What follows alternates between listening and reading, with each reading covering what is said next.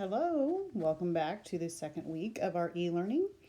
And what we have this week is area of regular polygons. And with area of regular polygons, there is some things that we need to remember from previous chapters. And then we're going to go ahead and talk about how to actually find the area of a regular polygon.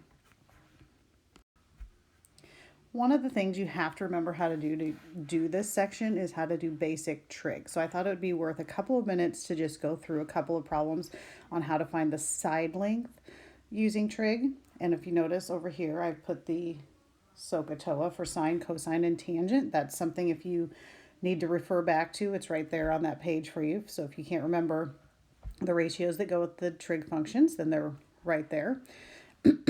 So let's go ahead and look at the first one. We have a 17-degree angle. We have a 13 units long side and x.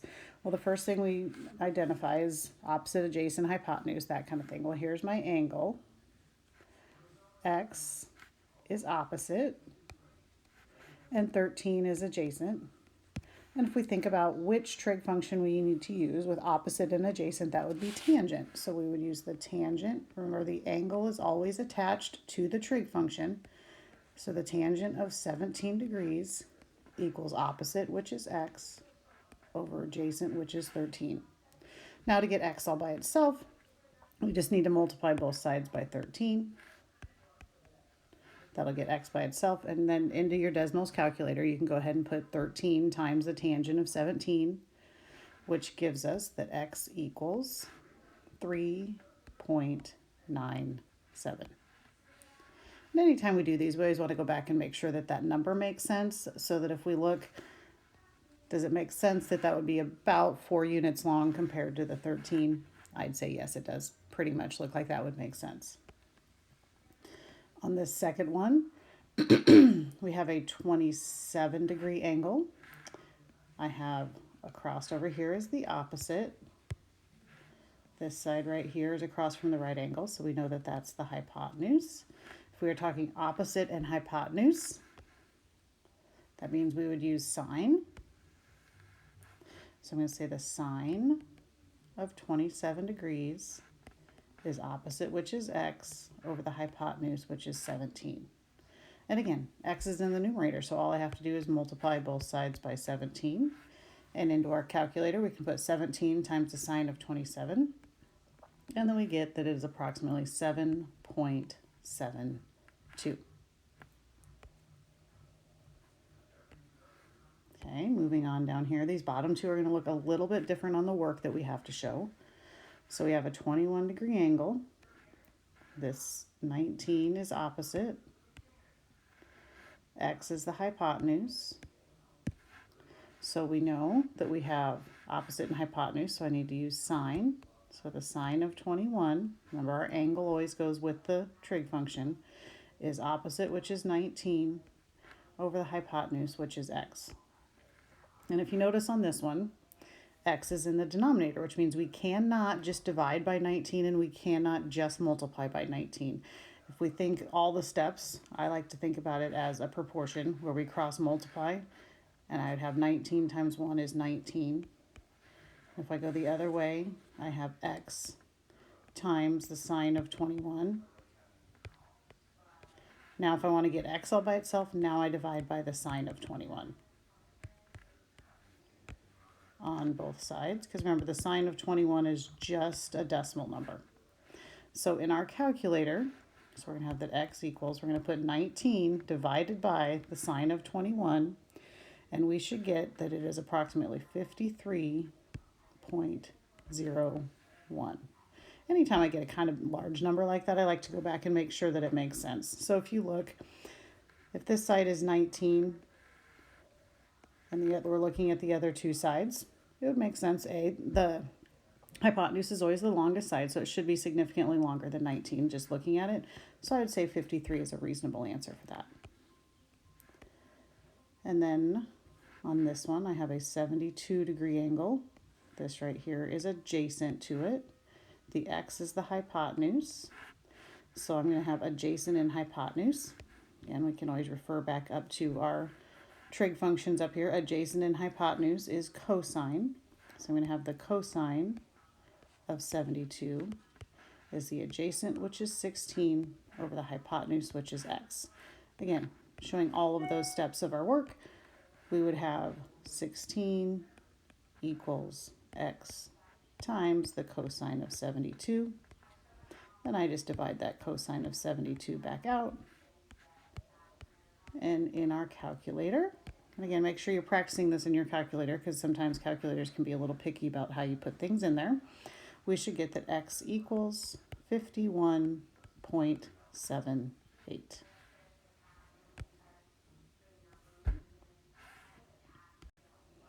Okay, so now we are going to actually move towards the new material.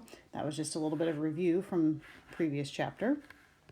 So what we have here is a regular polygon. Regular hexagon, regular pentagon, regular octagon, whatever it happens to be. If it is regular, that means all the sides are the same length and all the angles are the same measure. Okay, so then there's some different vocabulary things that go with this that are going to keep coming back through this entire chapter. Okay, a radius of a regular polygon. Okay, radius, we know of a circle goes from the center to the outside. Okay, if we are talking about the radius of a polygon, I'm just going to draw a diagram down here and label it. The radius goes from the center, but it goes to a vertex. So our radius would go from the center of the polygon to the vertex, not to the side of the polygon, but to the vertex. So I'm going to, all of these, if it's a hexagon, there are 6 radii. Okay, and another thing about those is that they're all the same length. Okay, and they would split all of those angles in the middle equally. Okay, so radius goes, if we want to put that into words, from the center to a vertex.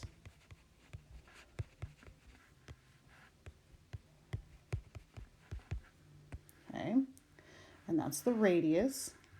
All of these angles that were created in here when I put the radius in are called central angles. They go from the center of the polygon to each vertex, and the central angle of a polygon. So this right here, let's see. This is a central angle, this is a central angle, this is a central angle. There are 6 of them. It's a hexagon. There are 6 sides. There are also 6 central angles. Okay, the measure of each central angle, to find that, well, we know that all the way around a circle is 360 degrees. And since it's a regular polygon, the measure of each central angle is going to be that whole 360 divided by however many sides it has. So in this case, let's kind of erase some of this stuff that I have on here. I've got too many things going on. Okay, so in this case, we have 360 degrees. Every time it's 360 degrees because the angles on the inside, they're always a circle that make 360. It's a hexagon, so we're going to divide by 6. So we know that each of these angles in here is 60 degrees. I'm not going to label all of them, but all of them would be 60 degrees. Okay, so that's important to know because we're going to have to use that quite a bit here moving up. The apothem, this is probably a brand new vocabulary word that you've never heard before. The apothem goes from the center perpendicular to the side. So from the center, I'm going to use that upside down capital T to say perpendicular to the side. Okay, so I'm going to draw that here. So I'm going to go straight down, and it is perpendicular. Okay, that's called the apothem. Okay, a couple of things about the apothem that are important to know also is that the apothem, kind of run out of room here, I'm going to put some notes down here. The apothem bisects the side it intersects, and it also bisects the central angle.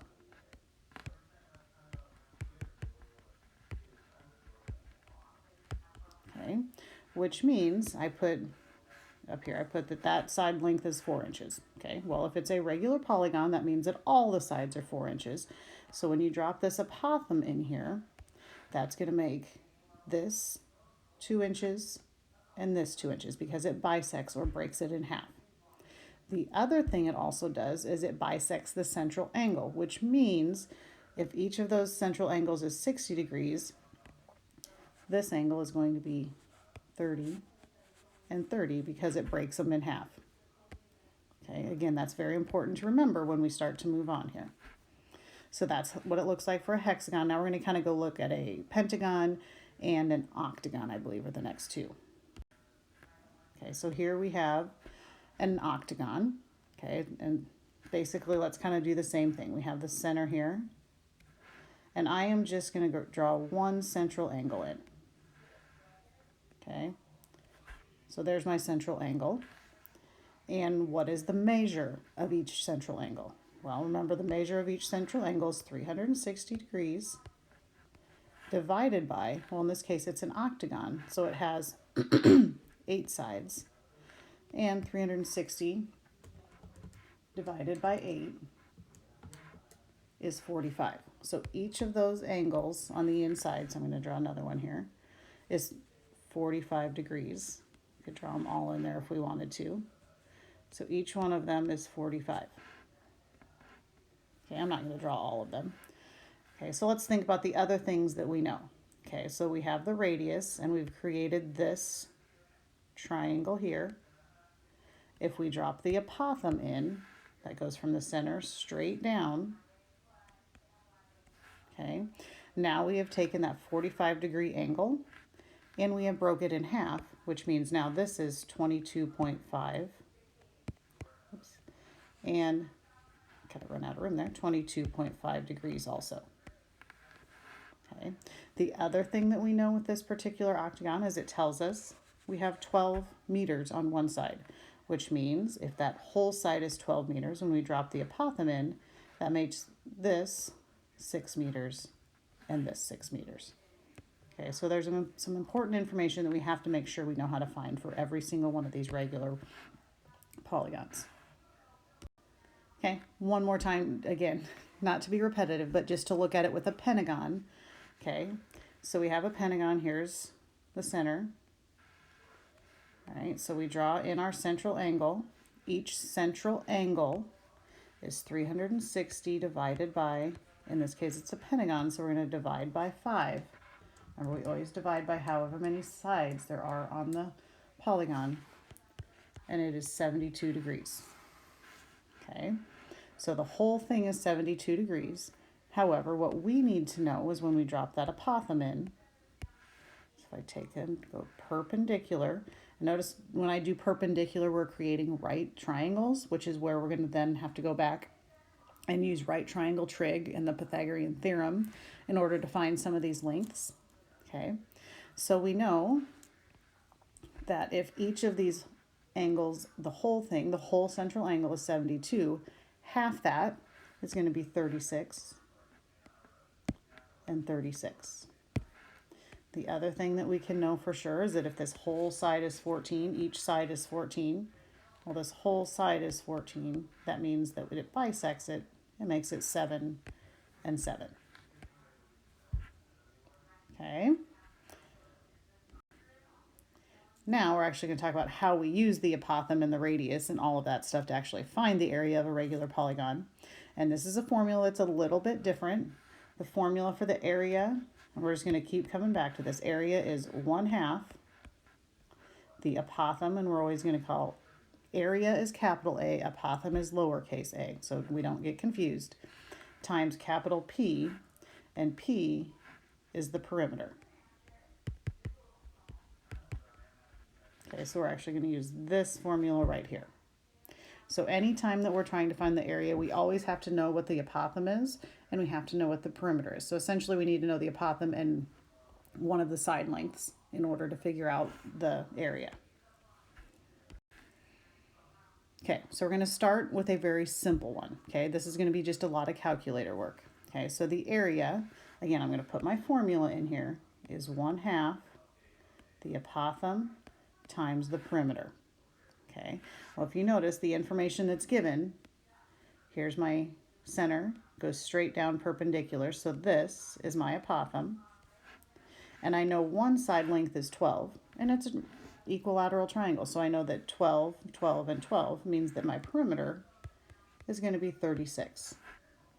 So I know that my area is 1/2 the apothem, which is 2 times the square root of 3, times the perimeter. Well, the perimeter is 36. So in your calculator, you go ahead. I like to multiply these two together and then just divide by 2. It's the easiest way for me to do it. But use your calculator. You do 1/2 times 2 times the square root of 3 times 36. And you should get that the area is 62.35. And we don't have any units, but remember, area is always squared, so we're just going to say square units. Okay, that's a simple one because basically they told you the apothem. The hardest part was remembering that the perimeter is not 12, but the perimeter is all the way around, so you had to go 12, 12, and 12. Okay, now they get a little bit more difficult. Okay, again, I'm just going to put my formula here. The area is 1/2 the apothem times the perimeter. Actually, I'm going to move that down just a little bit so I have some, move that where I want to put it. I'm going to put area is 1/2 the apothem times the perimeter. There we go. Okay, well, we know what the apothem is, right? Hopefully you recognize that. Here is the center, perpendicular, there's 6.5. Okay, so that's my apothem. Okay, so this one's only a little bit more difficult because we have to figure out a side length. Well, with the information we have, I know it's a right triangle, and I know I have 2 sides. If I have 2 sides of a right triangle, I can use the Pythagorean theorem to find that piece right there. So let's go ahead and do that. So I have a squared plus b squared equals c squared. Okay, so I would have x squared plus 6.5 squared equals 8 squared. And so I'd get x squared plus 6.5 squared is 42.25 equals 64. If I subtract 42.25 from both sides, I get 21.75. And if I take the square root of that, I get that part right there, that x, is 4.66.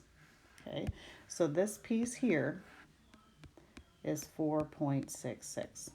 However, that's only half of a side. Remember, this is only half, so this half over here is 4.66 also, which means an entire side, if you add 4.66 plus 4.66, we get 9.32. So each side of this pentagon is 9.32, whatever the units happen to be, which means our perimeter is going to be 9.32 times 5 because each side is 9.32. So our perimeter is going to be 46.6. Okay, when I go back and put my numbers into my formula here, my area is 1/2 the apothem times the perimeter. The apothem was given in the problem, so we have 1/2. The apothem is 6.5, and we calculated the perimeter to be 46.6. Again, this is a lot of calculator work once you get everything substituted in, but our area is going to be 151.45. And again, we don't quite know what our units are, so we're just going to call it units squared.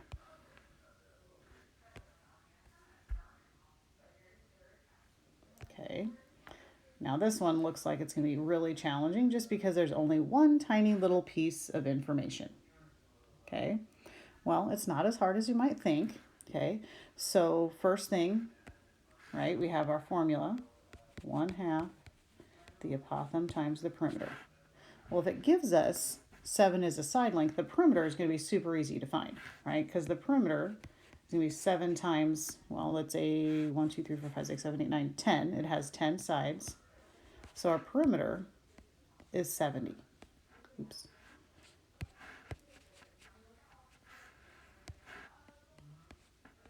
Okay, so we have one piece of information that's very helpful. Now we have to figure out how to find our apothem. Okay, so let's zoom in here on our picture, and I'm going to actually pull a triangle out here. So here's my center, and here's our central angle, just like that. So what I'm going to do is I'm going to take that blue triangle, I'm going to pull it out over here and make it bigger so that we can actually label it and use it. Okay, so if we have a 10-sided figure, each central angle is going to be 360 divided by 10, which is 36 degrees. Okay, and from there, when I drop that apothem in, okay, so if the whole thing is 36 degrees, here's my apothem, perpendicular, that makes this angle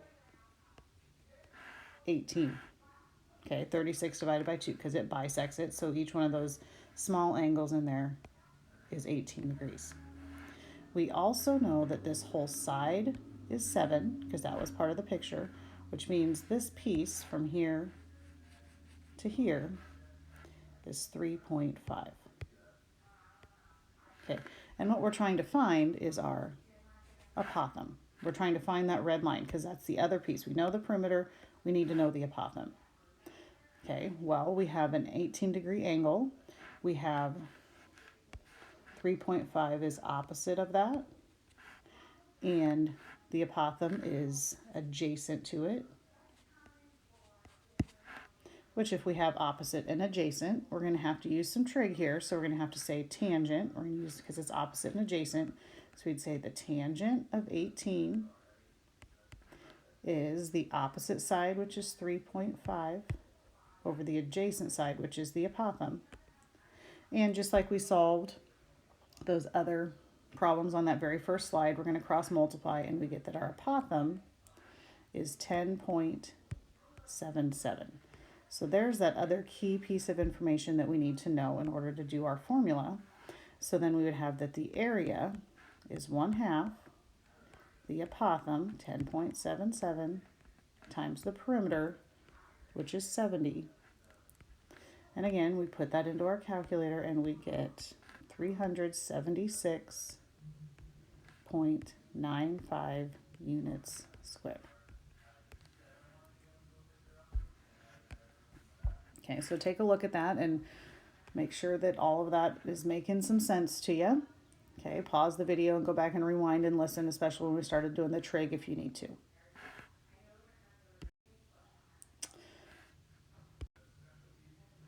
All right, here we're going to find the area again. It's a nonagon, so we know that it has 9 sides, which means let's go right ahead and find the measure of that central angle.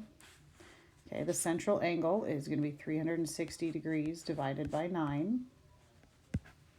Okay, 360 divided by 9 is 40, which means each of those little angles in there is going to be 20 degrees. So because if we divide that out, we're going to have a 20 and a 20.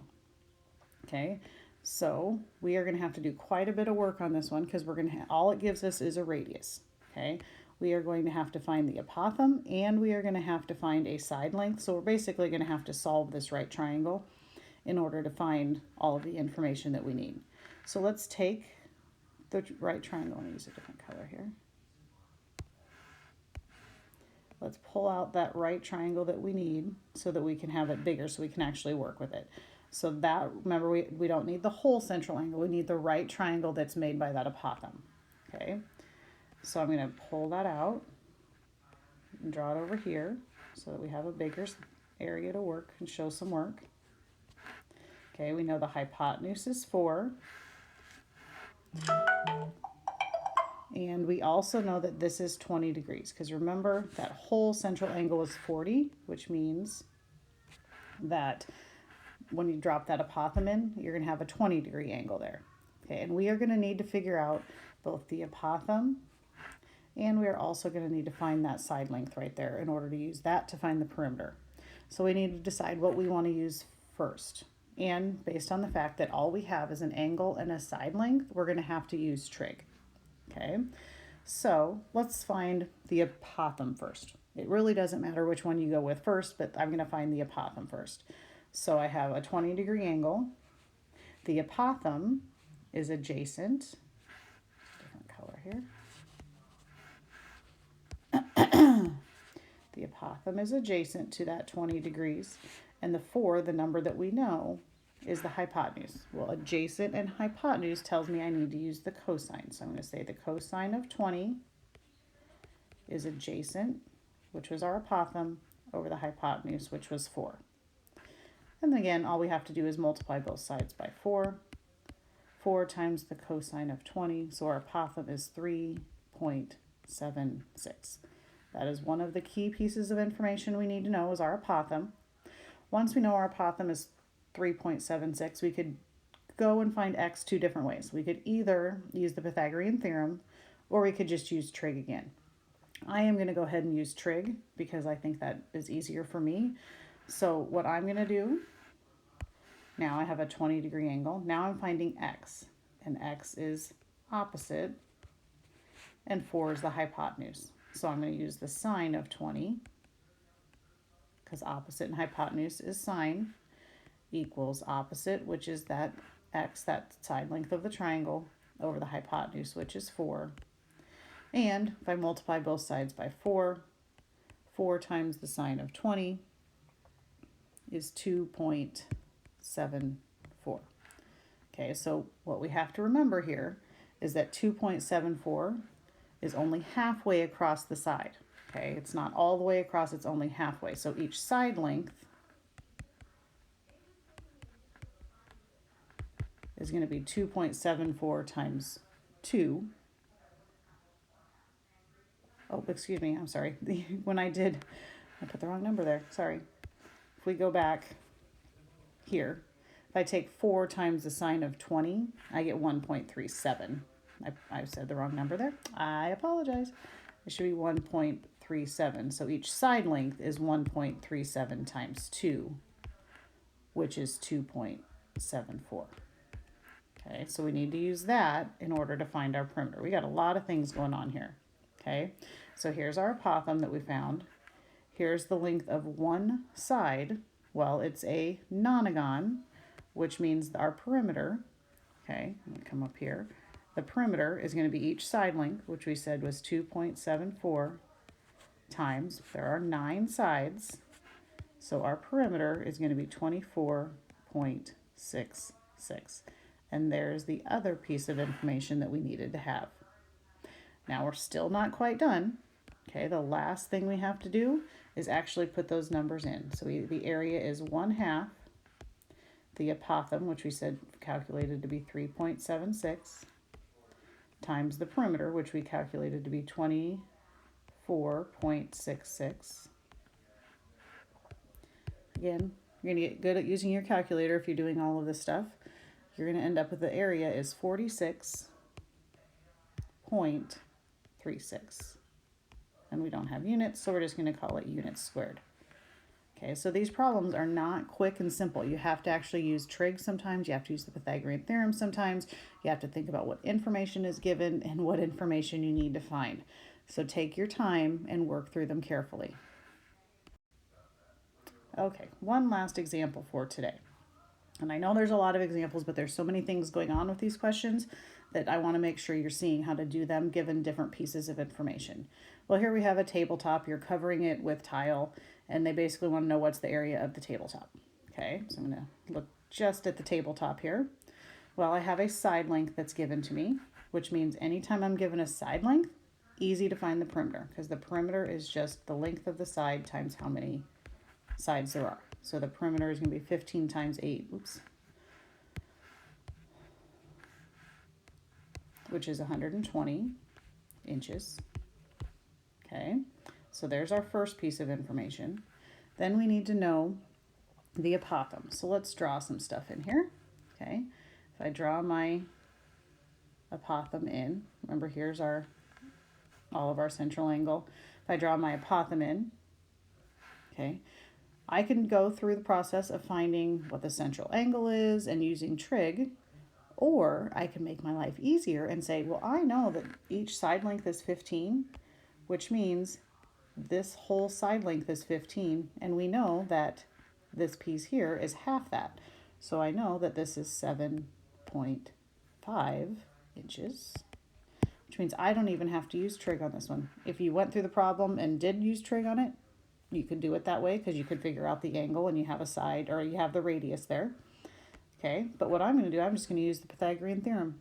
And I'm going to say that 7.5 squared plus a squared, okay, that's a squared plus b squared, equals 19.6 squared.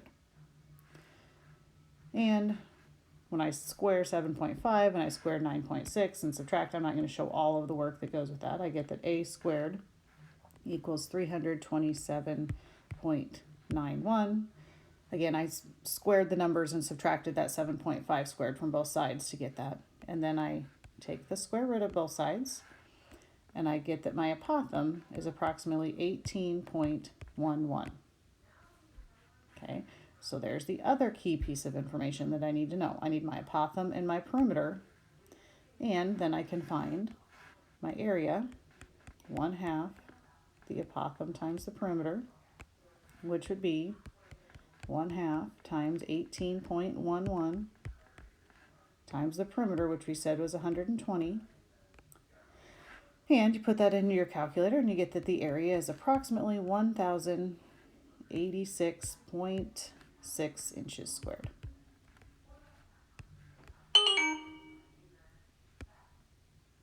Okay, so again, needing to understand when you need to use trig versus when you need to use the Pythagorean theorem, finding central angles, all of that stuff.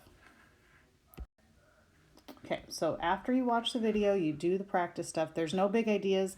I did not put big ideas in just because of the amount of rounding that you do with the trig and the Pythagorean theorem and all of that stuff, that it's very hard to not be 100th off or something with the big ideas assignment. So there's no big ideas. There's a worksheet practice in Schoology that you need to go do, and look, there's an answer key, a worked out solution key. So if you're not sure where to start, you can look and kind of help you get started on it. Once you've done the video, the notes, you've practiced with the worksheet, there's a regular polygons demonstration of mastery, just like last week. This is the required, it's only 3 questions. You need to show all of your work and your explanation on how you got those answers in your video in EduCreations, and it's due on Friday. Now, Friday is technically a day off, right, for Easter. So it's due on, but if you get it done early, you can turn it in on Thursday by midnight. Let's go ahead and do that. Let's make it due Thursday at midnight, because technically we don't have school on Friday, so you technically have that day to not have to think about school or any of the e-learning or any of that stuff. So have a great week, and please email me. Let me know if you have any questions, or join the Zoom sessions that are posted in Schoology if you have questions on how to do any of this. And I look forward to hopefully seeing you or hearing from you guys soon.